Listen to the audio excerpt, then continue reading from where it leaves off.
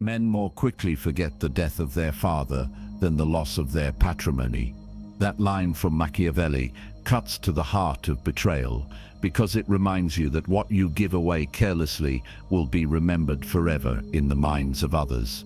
An enemy does not need to break down your fortress walls if you leave the gate unbarred at midnight. Self-betrayal always arrives before external conquest. You imagine yourself safe, yet your own openness creates a path for invasion. That is how rulers, generals, and ordinary men have lost kingdoms, reputations, and opportunities, not through overwhelming attack, but through honest mistakes that armed their opponents without a single arrow fired.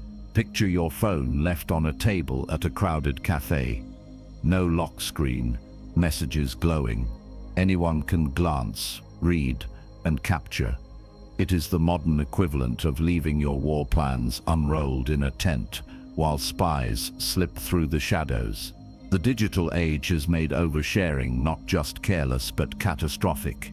Every status update, every casual disclosure in a meeting, every nervous laugh that reveals doubt, these are cracks in the wall. In war, an opening as wide as a single stone can decide the siege. In your life, the opening might be a detail about money, a confession of fear, or an unguarded post. Machiavelli observed that fortune strikes hardest when men fail to master themselves. Self-mastery is not an abstract ideal. It is a shield. Fail to hold it, and you hand your enemy the sword. Even today, boardroom rivalries and political campaigns are won not through superior resources, but through leaks, slips, and careless transparency. Leaders are watched more than they speak, and silence often holds more weight than any explanation. Every gesture can become a weapon in another's hands. Now visualize a midnight war council. The general studies maps by torchlight, unaware that spies crouch outside the tent. One wrong word, one unguarded detail, and tomorrow's dawn brings disaster. That is you. When you speak without thought, when you post without discipline, when you trust the wrong ear. The battlefield is no longer just fields and armies. It is information, reputation, and the impressions you leave behind. So guard the throne of your mind with vigilance. Treat silence as armor, not weakness. Lock the gate of your words as tightly as you would lock your home. Do not give enemies the advantage through your own honesty without discipline. Your first act of defense is restraint, because once the gate opens, no wall will stand. Remember this line: your silence is a fortress, your carelessness a surrender. It is better to be feared than loved, if you cannot be both. That truth from Machiavelli frames the first mistake: disowning the throne room inside your own head. You think the crown rests firmly on your brow, but if you cannot command your inner court, your enemies already sit at your table. The mind is not a sealed chamber, it is a hall of courtiers, loyal and treacherous alike. Some whisper courage, others whisper weakness, and unless you rule decisively, they rule you. History shows that leaders were undone not only by armies but by spies in their courts. Kings who trusted the wrong advisor watched their empires collapse without a battle fought. Your spies are different. They live inside you as unguarded impulses, careless words, and sudden flashes of insecurity. When you fail to master them, they march straight to your rivals. What you call private thought becomes a public weapon. Modern psychology confirms this battlefield. Microexpressions betray emotion before a word is spoken. A slight delay in response signals hesitation. A downward glance signals defeat. Even your digital patterns, response times, tone shifts, the late-night posts signal more than you think. You may believe you are silent, but silence itself signals every gesture. Every pause, every stray word forms a code, and codes can be broken by anyone watching closely. Imagine holding a council at night. You sit at the head of the long table, but among the faces lit by torchlight are saboteurs. They nod, they smile, they take notes. Tomorrow, your enemies already know your strategy because your own counsel whispered it through cracks in the walls. That is your daily reality. If you do not control your internal dialogue and outward signals, the counsel of your mind leaks into every movement of your body. Your task is to reclaim the throne. First, master your expressions. Train yourself to pause before speaking, to breathe before replying, to let your face reflect command instead of chaos. Second, separate thought from signal. Not every idea deserves expression. Rule your tongue as firmly as a general rules his soldiers. Third, silence the inner traitors. When doubt whispers, do not argue with it in public. Do not let anyone see you fight yourself. Handle the disagreement privately, then return to the world already resolved. One day, someone may press you in a meeting, challenging your plan. Weak response, rush to explain, face flushed, voice cracked. Strong response, hold still, let silence settle, then deliver a calm, direct command. Authority is not in the flood of words, but in the precision of them. Each time you resist the urge to leak, you strengthen your fortress. The first honest mistake is believing your thoughts are safe. They are not. They are revealed in signals, in slips, in silence itself. Rule your court, or it will rule you. Hold the throne of your mind, because once that seat is taken, every other battle is already lost. Remember this mantra: master the throne within, or kneel to your enemies without. The dawn is a battlefield, and the first hour decides the war of the day. If you stumble into it unarmed, you hand your enemies the advantage before you even rise from bed. The second honest mistake is surrendering the morning. When chaos rules your first steps, everything that follows bends to disorder. Command the dawn, and the rest of the day falls into formation. History is filled with men who understood this truth. Roman generals rose before their legions, their presence at inspection, a silent command that the camp was secure and discipline absolute. Emperors, statesmen, and modern leaders alike built routines, not for comfort but for control. A ritual is not about the task itself, it is about signaling sovereignty. The man who sets his terms at sunrise carries authority into every chamber he enters. Fail to do this, and you enter each battle already flanked. Your world no longer runs on trumpets and marching soldiers, but the principle is unchanged. The digital ambush strikes the moment you reach for your phone. Before you have taken a breath of your own, the agendas of others flood your eyes, messages demanding answers, headlines stirring outrage, notifications planting distraction. What feels like information is often infiltration. Each ping is a rival voice, seizing your attention and rearranging your priorities. The result is subtle but devastating. You are no longer on offense. You are reacting one move behind, your army scattered before you even step into formation. Imagine your inner troops assembled in the courtyard at dawn. They wait for their general you. If you appear late, bleary and scattered, morale falters. They march into the day without direction. If you arrive steady, armored and deliberate, their confidence hardens. The inner army mirrors the commander. Each morning, you either rally them or desert them. The command is simple: do not surrender the dawn. Rise with order, not chaos. Establish a ritual that declares sovereignty. Silence before speech, movement before messages, thought before reaction. Even a small practice, repeated with discipline, builds a wall between you and the intrusion of others. In one meeting, you may face a colleague who arrives agitated, already pulled into conflict by an early email. Instead of mirroring their chaos, you remain composed, weak. I didn't get to prepare. Strong, I prepared before the world reached me. That single contrast shifts the balance of power. The morning is not a neutral space. It is inspection, signal, and formation. Whoever rules it sets the pattern for the entire campaign of the day. Never give it away freely. Remember this mantra: win the dawn, win the field. Silence is not emptiness. It is strategy. Most men rush to fill the air with explanations, with nervous chatter, with the need to be understood. In doing so, they surrender their weapons.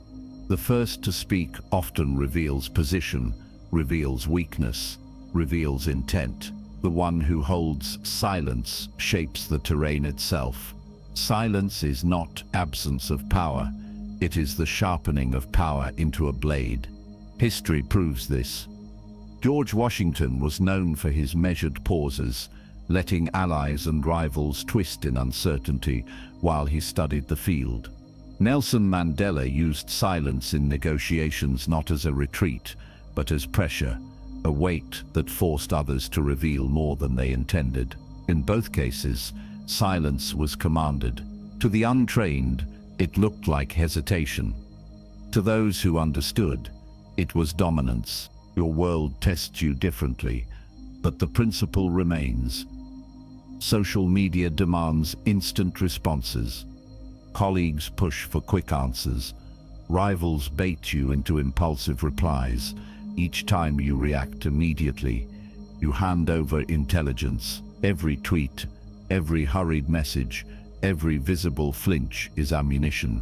When you slow down, when you resist, you deny the enemy their map. The pause is protection. The delay is positioning. Picture a predator crouched in tall grass. Movement gives it away. Noise alerts the prey. Stillness hides intent, builds tension, and turns the advantage. This is what you must practice.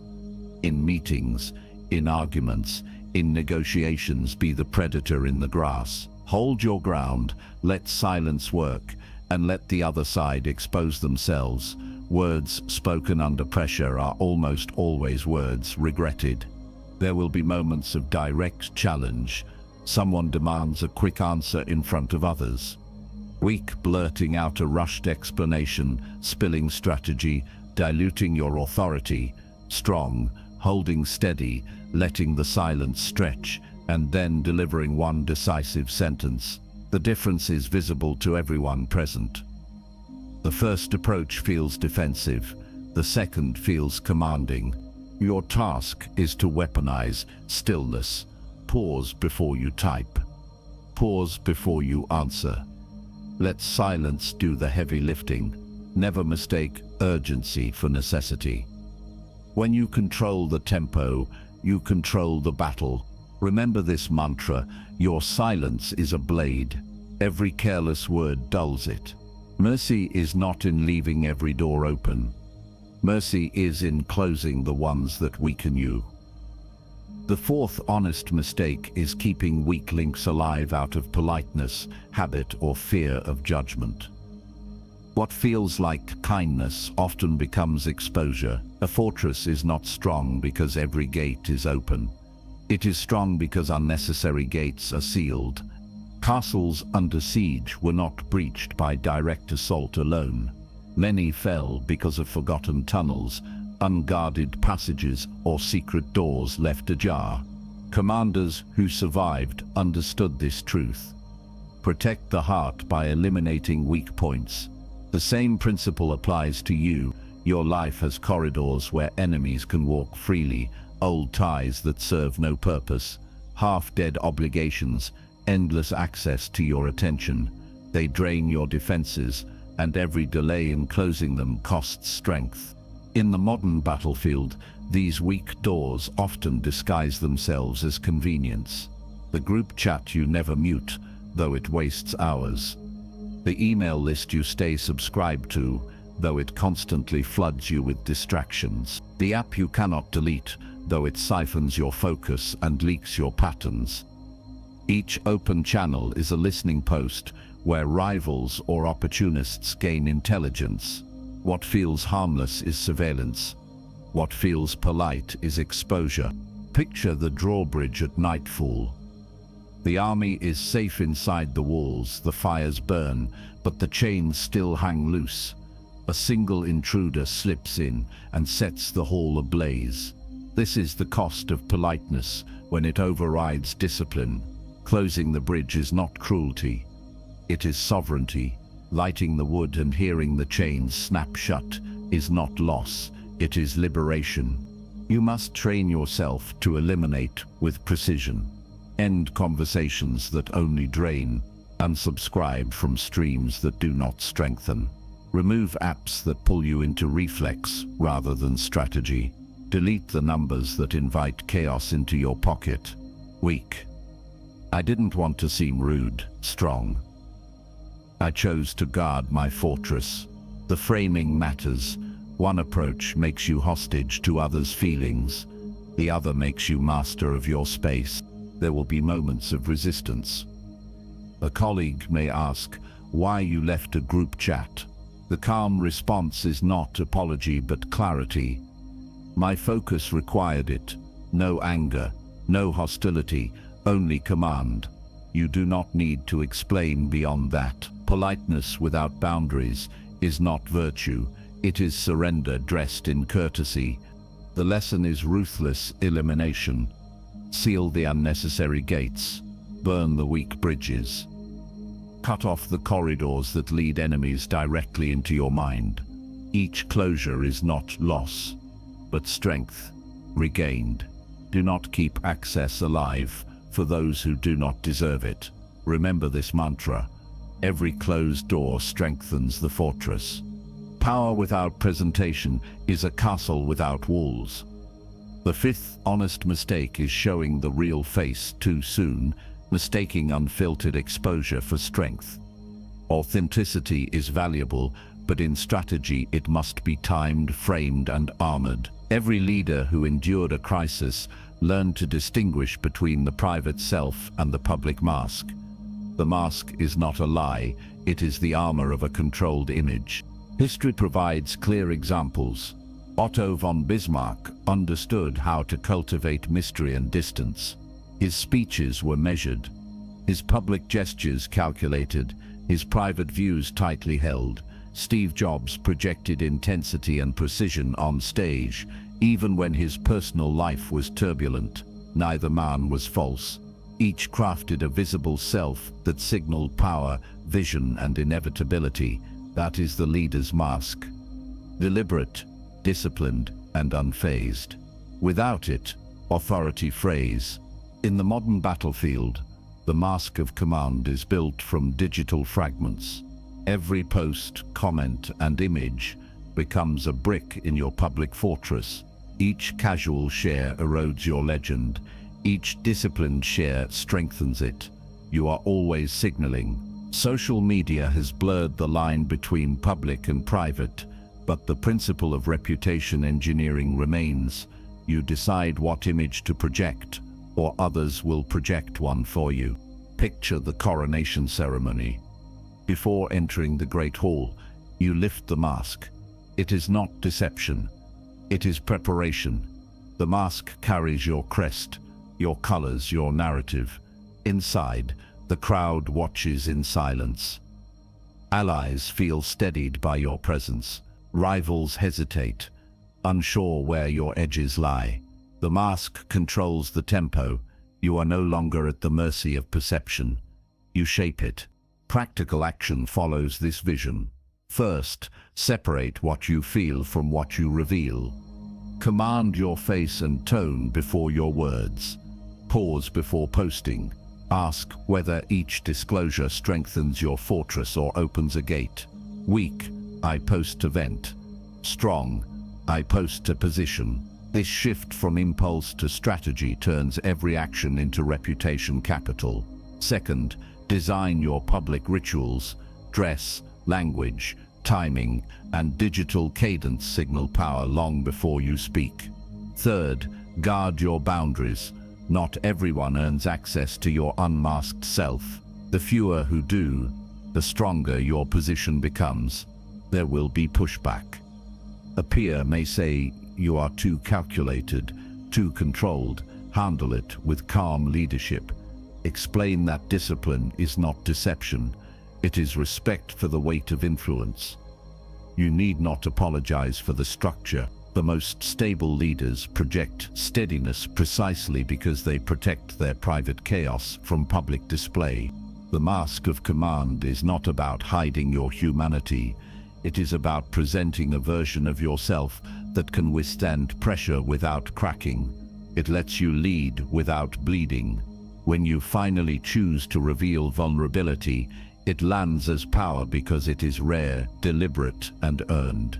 Do not confuse raw exposure with trust. Trust grows in protected space, not public display.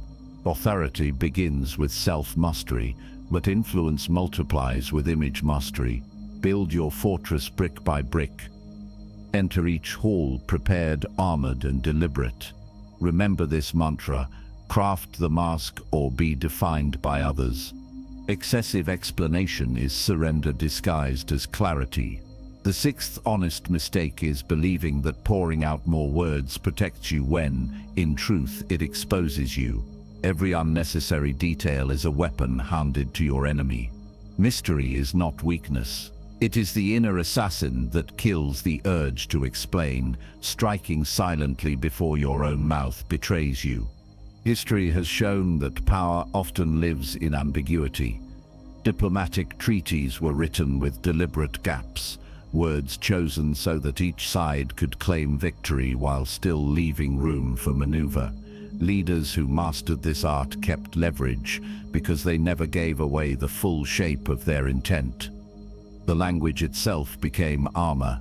Ambiguity preserved advantage, over-explanation destroyed it. When you clarify every point, you chain yourself to a single interpretation, one that rivals can twist against you. Today, the battlefield is sharper and faster. Every text message can be screenshotted, every direct message forwarded, every casual email shared beyond its original circle. Once your words leave your control, they no longer belong to you. That is why text discipline matters. Each sentence you type is a potential leak. What feels like explaining yourself is often building the case against you. A short, steady reply signals command. A long, desperate one signals fear. Weak. I just want to make sure you understand. Strong. Here is my position. The difference is survival. Picture the spy in your own camp, whispering doubts, urging you to justify, to explain, to prove. That spy is your urge to overspeak. If you indulge him, he runs to your rivals with your secrets. The assassin within must silence him. In practical terms, this means resisting the reflex to answer instantly, to justify every decision, to fill every silence. Each pause denies the spy oxygen. Each concise word cuts him down. There will be moments of confrontation. Someone may demand that you explain yourself fully, perhaps even in front of others. Calm leadership means you do not flinch. You do not launch into paragraphs. Instead, you steady your tone and give one clear sentence. Then you stop. The silence that follows is heavier than any extended justification. It forces the other person to react, not you. Your task is to master concision as a command. Draft shorter messages. Strip your language of unnecessary defense. Replace explanation with declaration. Let ambiguity carry weight when detail would chain you. Mystery is not avoidance. It is strategy. It keeps your opponents guessing, forces them to waste energy interpreting, and prevents them from pinning you to the ground with your own words. The inner assassin is disciplined. He does not shout. He does not justify. He does not waste breath. He strikes by removing excess and leaves behind only what strengthens you. Kill the urge to explain, before it leaks your position. Hold your tongue, sharpen your words, and let silence finish the work. Remember this mantra: explanation is surrender, discipline is survival. Loyalty is a currency, and the greatest error is spending it on enemies while starving allies.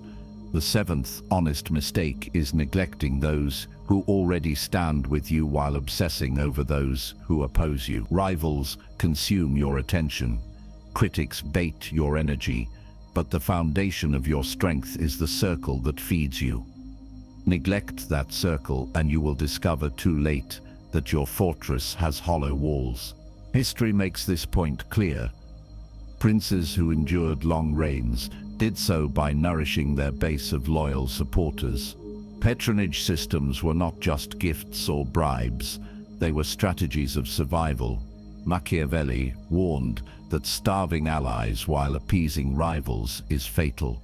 A ruler who invests in the disloyal invites betrayal, while a ruler who rewards the loyal multiplies his own security. It was never generosity, it was reinforcement of the inner guard. Those who held the throne longest always fed the wolves inside the walls before worrying about those outside. You face the same principle in the modern world.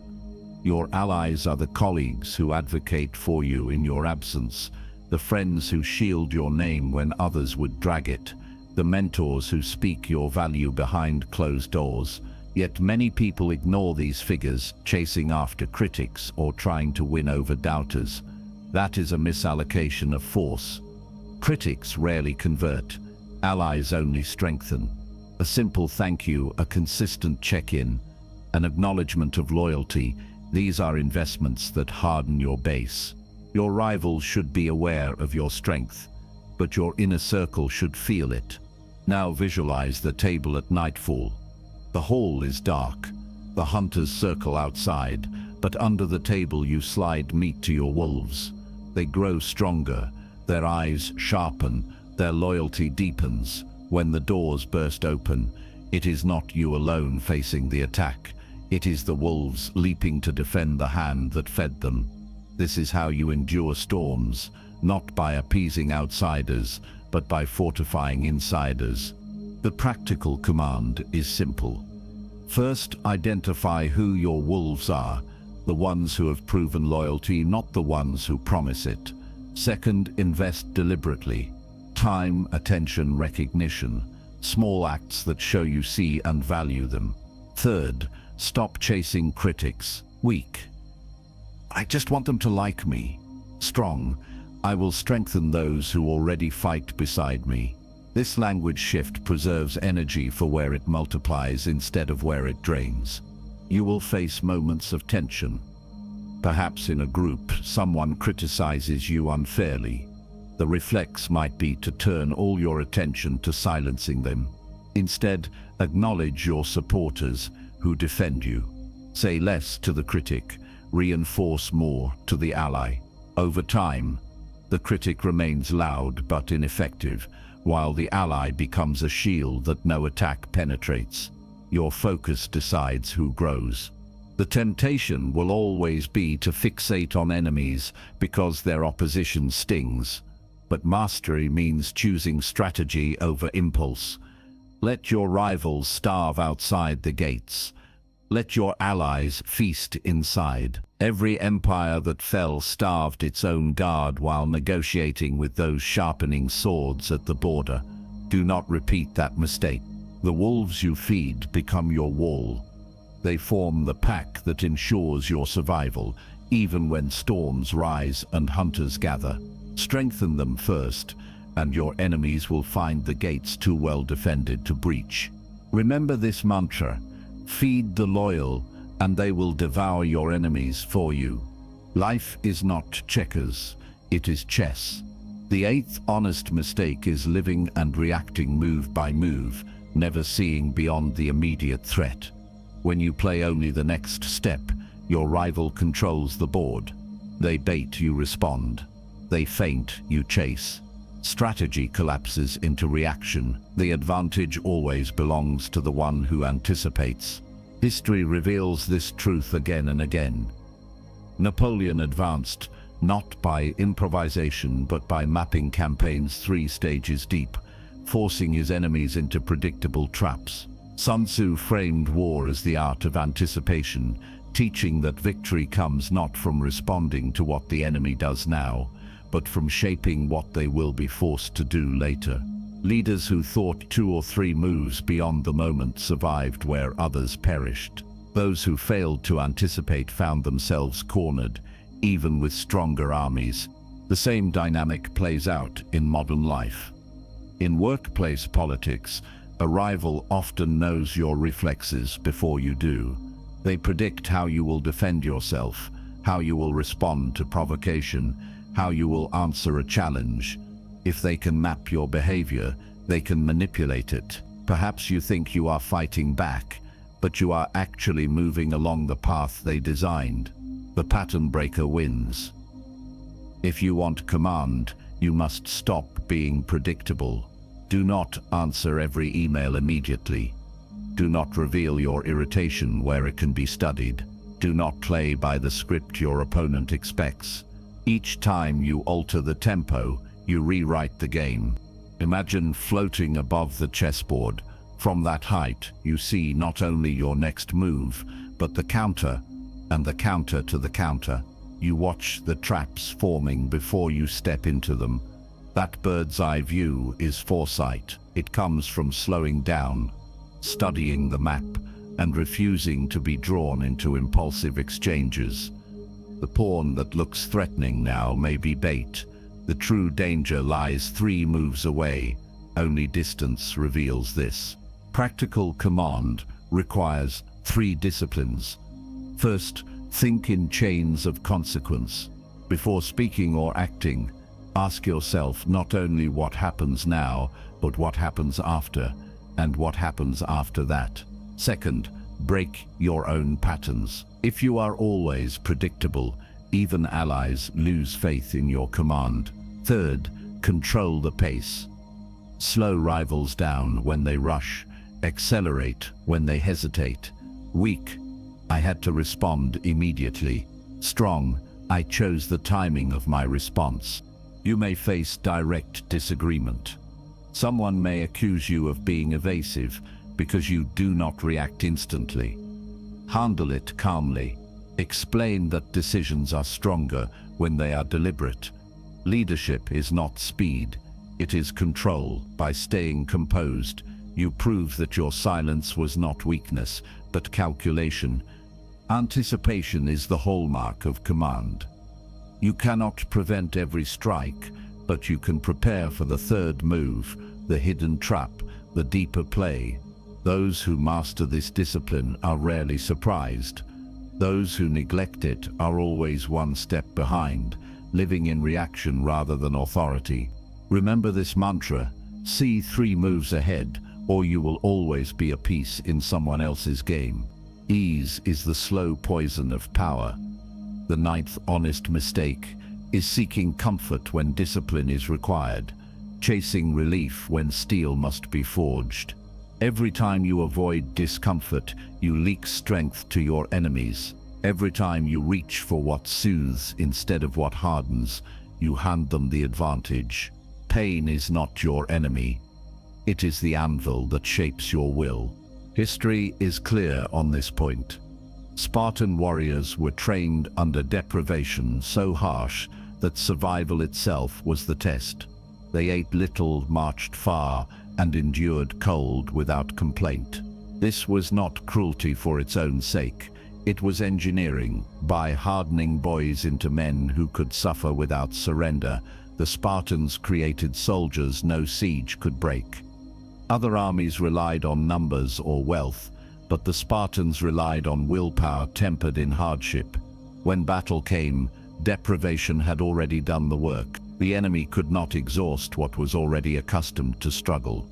Your world does not ask you to march barefoot across stone, but the principle has not changed. Ease is your hidden enemy. Modern comfort creates weakness when accepted without limit. The smallest denials of comfort build invisible armor. This is digital fasting, resisting the impulse to check the phone at every flicker, refusing the lure of endless scrolling, delaying gratification when the world demands speed. Each act of self-denial is a drill for the mind. Each small sacrifice is a deposit into your fortress of will. Picture the blacksmith's forge. A bar of iron is worthless until it is heated, struck, and bent into form. Each hammer blow is a painful transformation. The metal resists, but the strike makes it stronger, more defined, more useful. That is your will under discipline. Each discomfort, each moment of restraint, each act of delayed gratification is a hammer blow.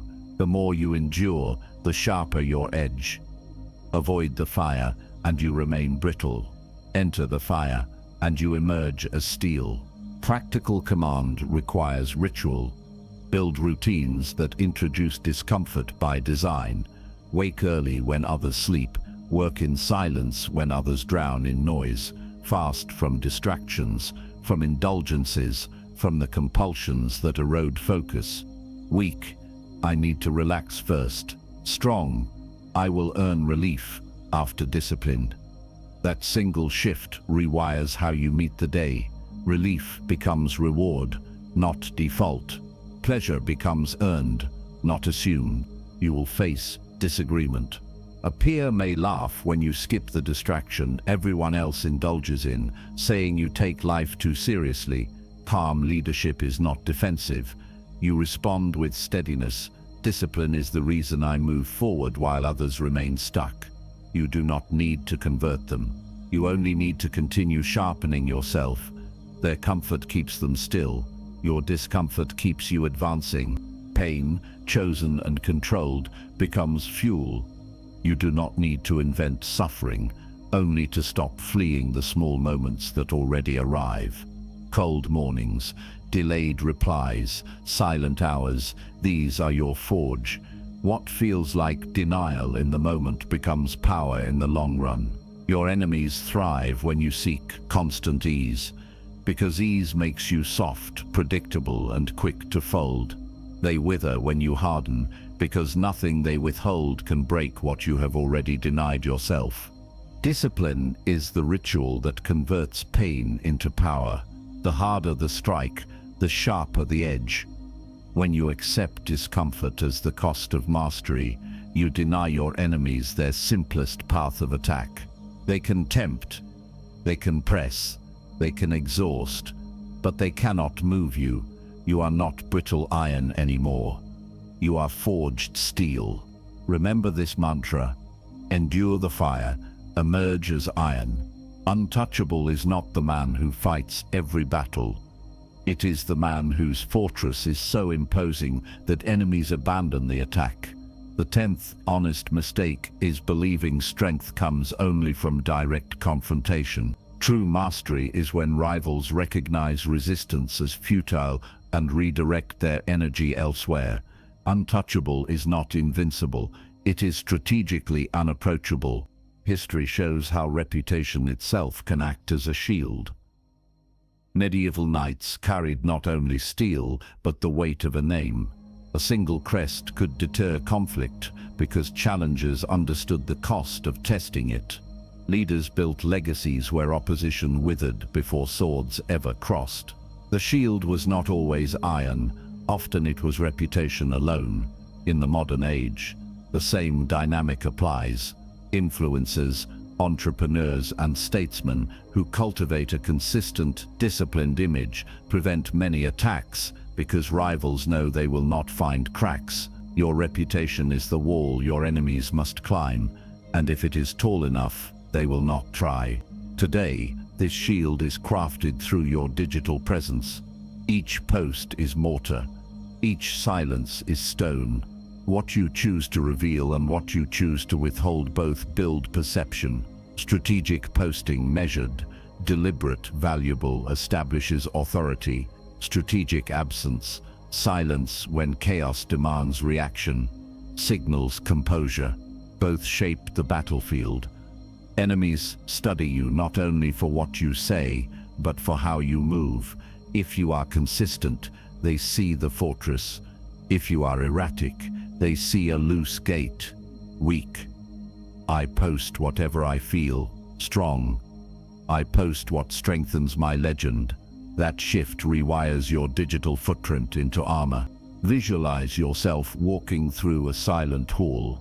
Once, critics lined the walls with jeers, arrows of doubt ready to launch.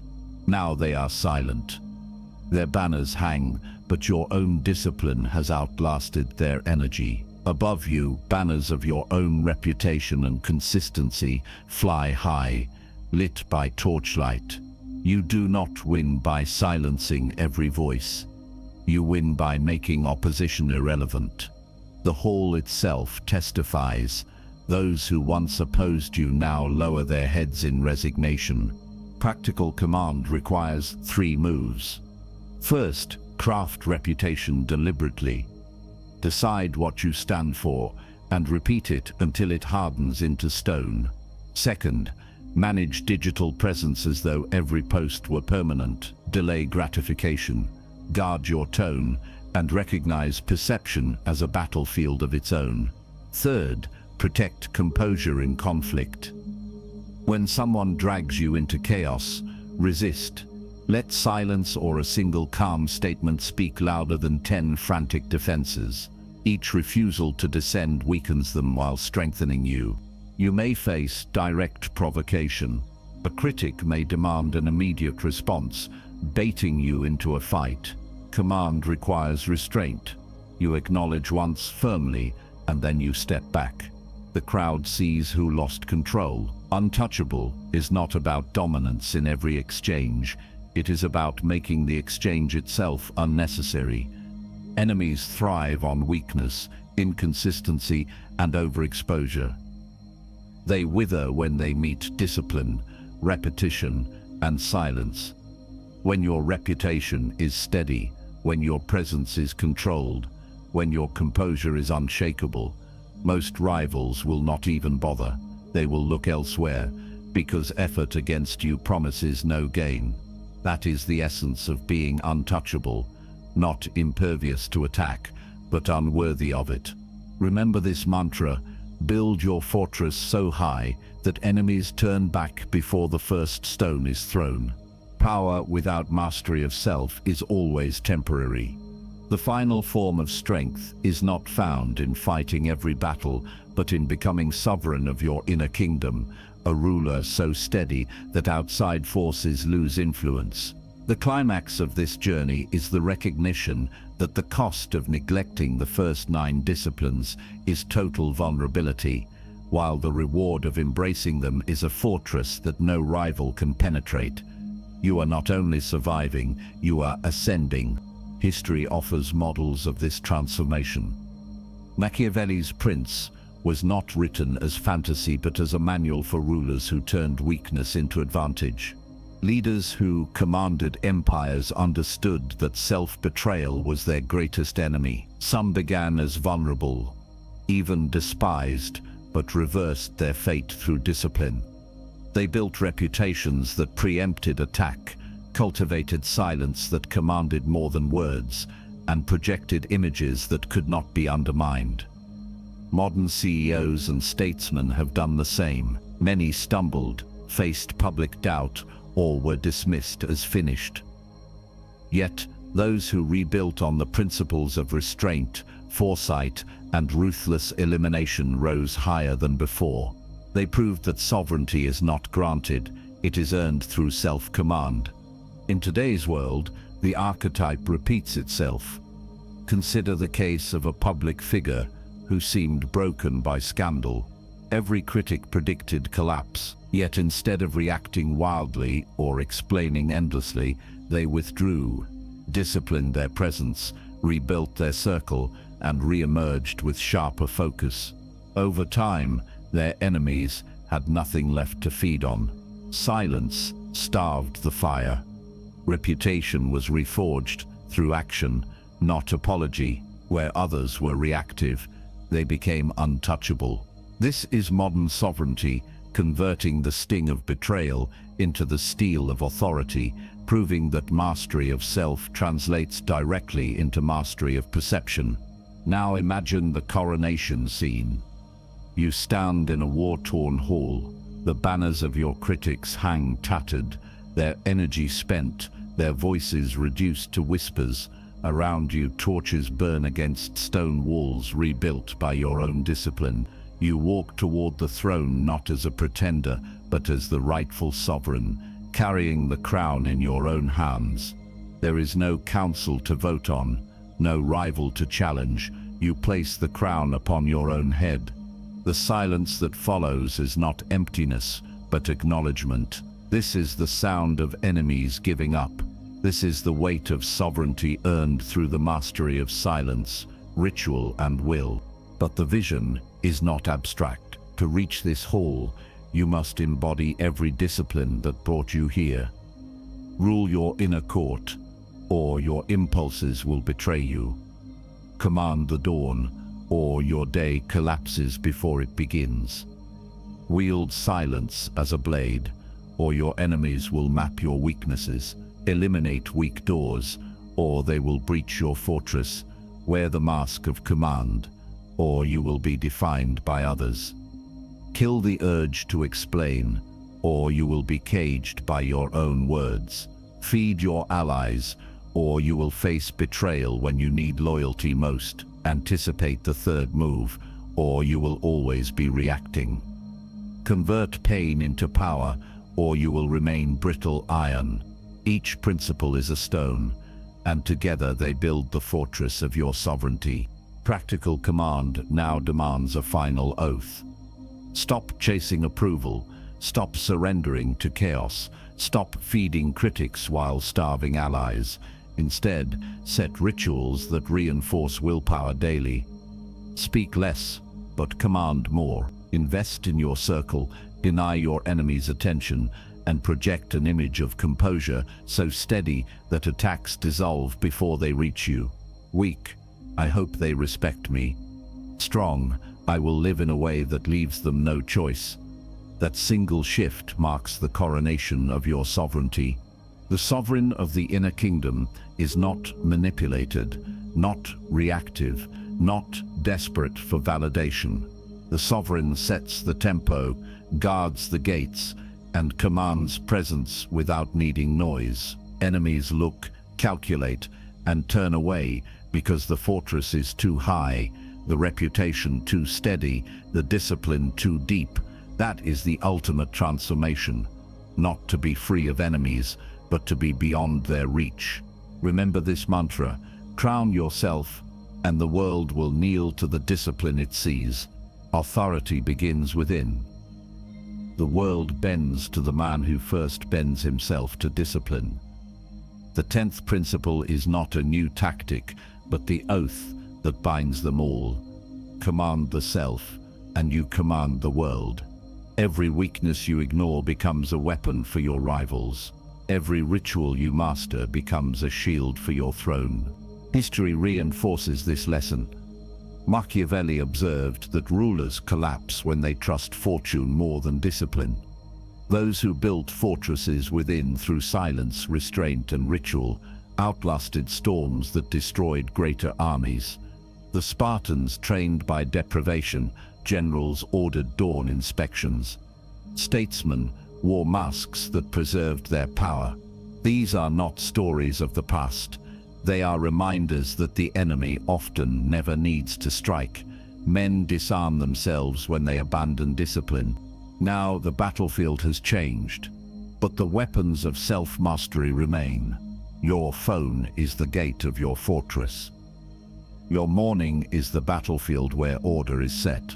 Your reputation is the banner that flies above the walls. Each careless post, each wasted dawn, each mask abandoned too early is an open breach, and every act of restraint, every disciplined ritual, every deliberate image is another stone stacked in your fortress. The call to action is clear. Choose one ritual today, not tomorrow. Not next week, today. Digital silence. Refuse the ambush of constant noise for the first hour after waking. Morning strategy. Set your terms before the world dictates them. Mask of command. Decide what you will project before stepping into public view. You do not need all three at once, but you must begin. Weak. I will start when I feel ready. Strong. I begin now, even in discomfort.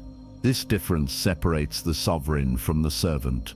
Imagine yourself marching out of the gates tomorrow morning. The fortress behind you stands tall because you chose one ritual and kept it. A banner of reputation flutters above, untouchable to rumor. Critics still exist, but their voices no longer reach you. You stride past them in silence, your pace steady, your eyes fixed forward. They see not a man begging for approval, but a sovereign walking with composure. You cannot control fortune. You cannot silence every enemy, but you can rule yourself so completely that their weapons strike air, command the self, and the world responds in kind. Your fortress is not built in grand declarations, but in daily rituals that harden into law. Begin today, for discipline delayed is sovereignty surrendered. Remember this mantra: master yourself and the world obeys.